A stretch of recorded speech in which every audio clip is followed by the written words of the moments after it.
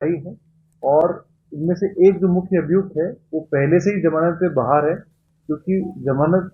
की जो शर्तें हैं उसमें ये भी एक कंडीशन होती है कि आप इस तरह का अपराध वापस नहीं करेंगे, तो उनकी बेल कैंसिलेशन के लिए भी हम लोग सीकर एसपी साहब से बात करके एप्लीकेशन लगाएंगे और उनकी बेल भी कैंसिल कराएंगे और भविष्य में इस तरह की कोई चीज ना हो, इस संदर्भ में हम लोग सभी आमजन से ये प्रयोग की अपेक्षा करते हैं और गोपनीय सूचना कोई आपके पास है तो हमें जरूरत है। बाहरी व्यक्ति आने के दौरान बच्चों को क्या मैसेज दिया जाता था? कोई बाहरी व्यक्ति आया या पुलिस आया तो बच्चों को करना क्या था? कल जो हालात वहाँ देखने को मिले, बच्चे छतों से कूद रहे थे, हिंदू संगठन के लोग भी वहाँ मौजूद थे। देखिए ऐसा है कि जो विजेंद्र सिंह खंडेलवाल जो कि हिंदू संगठन से ताल्लुक रखते हैं उनकी तरफ से प्रकरण दर्ज कराया गया है। बच्चों को डेफिनेटली ब्रेन वॉश करने का प्रयास किया गया, उनको दिग्भ्रमित करने का प्रयास किया गया और छोटे छोटे एग्जाम्पल के थ्रू ये बताया गया कि एक समाज और एक धर्म के जो देवी देवता हैं वो अच्छे हैं, उनको उनका जो है धर्म, अगर आप की पालना करेंगे तो आप स्वर्ग में जाएंगे, दूसरे धर्म की पालना करेंगे तो नर्क में जाएंगे, इस तरह की बातें उनको बताई गई और बच्चे क्योंकि काफी कम एज के थे, मेच्योर थे, तो कुछ बातों पे वो विश्वास भी करते थे। प्लस उन बच्चों की पढ़ाई जो है आसपास के स्कूलों में होती थी,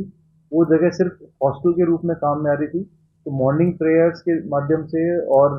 बहुत ही सिस्टमेटिक तरीके से ये लोग प्रयास कर रहे थे। इसमें हम लोग गहन अनुसंधान करेंगे, काफी डिजिटल और प्रिंट मटेरियल हमने मौके से जब्त किया है। अनुसंधान में हम इस एजेंसी, ये जो एनजीओ है, इस एनजीओ का क्या रोल क्या है, कहाँ से इनकी फंडिंग आ रही है, इस संदर्भ में भी हम डिटेल अनुसंधान करेंगे, जिससे कि इनके जो मेन लोग हैं, मुख्य लोग हैं जो इस तरह के काम करवा रहे हैं, उनको हम लोग इस मुकदमे में गिरफ्तार करेंगे। बाकी है जो वहाँ से नहीं भागने में कामयाब हुए, जो छतों से कूद कूद के भागे थे बच्चे, तो अब उनको भी आइडेंटिफाई करना बाकी देखिए जो जो बच्चे हैं क्योंकि वो पीड़ित की श्रेणी में है और इन सब बच्चों के हम लोग बयान लेंगे, उसके अलावा उनके माता पिता के भी बयान लिए जाएंगे और इस संदर्भ में जो आप कह रहे हैं कि बच्चे छतों से कूद के भागे, इस संदर्भ में विस्तृत अनुसंधान जारी है और मेन जो जिन लोगों ने अपराध किया है और इस अपराध में जो भी सारी चेन है, लिंकेजेस है, उस पर हम लोग कार्रवाई करेंगे। इस संदर्भ में मैं बता रहा हूँ कि अभी प्रकरण हमने दर्ज किया है और डिटेल अनुसंधान जारी है, पूछताछ भी दोनों अभियुक्तों से जारी है, दोनों अभियुक्तों को गिरफ्तार किया गया है और इनके साथ में कौन कौन लोग इन्वॉल्व थे इस संदर्भ में लिंकेजेस भी स्टैब्लिश किए जाएंगे, इनके खातों में पैसे कहाँ से आते थे, जो मुख्य अभियुक्त है उसके बच्चे महंगे स्कूलों में देहरादून में पढ़ते हैं, स्कूल और कॉलेजेस में, वो फंडिंग कहाँ से आई जबकि उसकी इस व्यक्ति की सैलरी काफी कम थी। सभी तथ्यों पे हम लोग विस्तृत अनुसंधान करेंगे और इस एनजीओ के भी जो फाउंडर्स हैं और तमिलनाडु से भी इस एनजीओ की कनेक्शन है, तो देश भर में जहाँ जहाँ पे इन लोगों ने इस तरह के काम किए हैं उसकी पूरी विस्तृत हम लोग जांच पड़ताल करेंगे और पूरी जांच पड़ताल के पश्चात कोई नया तथ्य सामने आएगा तो आपके समक्ष पेश ही करेंगे और आप प्रेस नोट के जरिए आपको बताएंगे। कितने बच्चे थे इसमें हॉस्टल के अंदर? बच्चे हैं, कौन कौन से समाज के बच्चे हैं? देखिए 50+ बच्चे हैं, अलग अलग समाज के बच्चे हैं, मेनली जो मैंने आपको पहले ही बताया SC ST समाज के और जो गरीब तबके के बच्चे उनका टारगेट थे और इनके पेरेंट्स को भी कहीं ना कहीं इन लोगों ने अगर जो फाइनेंशियल हेल्प दी है उस संदर्भ में भी हमारा सीकर में किस तरह का मुकदमा दर्ज हुआ है इसके खिलाफ? देखिए सीकर में जो मुकदमा दर्ज हुआ है वो भी इसी तरह का प्रकरण दर्ज हुआ है और ये जो मुख्य अभियुक्त है कुछ 2 महीने पहले ही ये अलवर आया था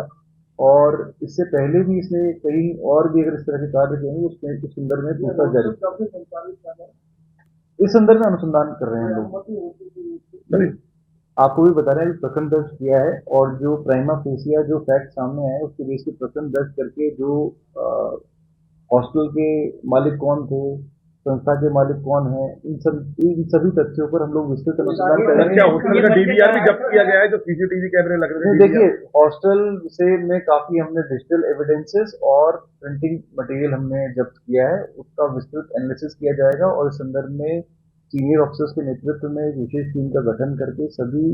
सबूतों का गहनता से अध्ययन किया जाएगा और जो भी एविडेंसेस इस केस को मजबूत बनाने में सहायक होंगे उनको फाइल पे लिया जाएगा। इस केस को भी हम लोग केस ऑफिसर स्कीम में लेंगे जिससे कि इन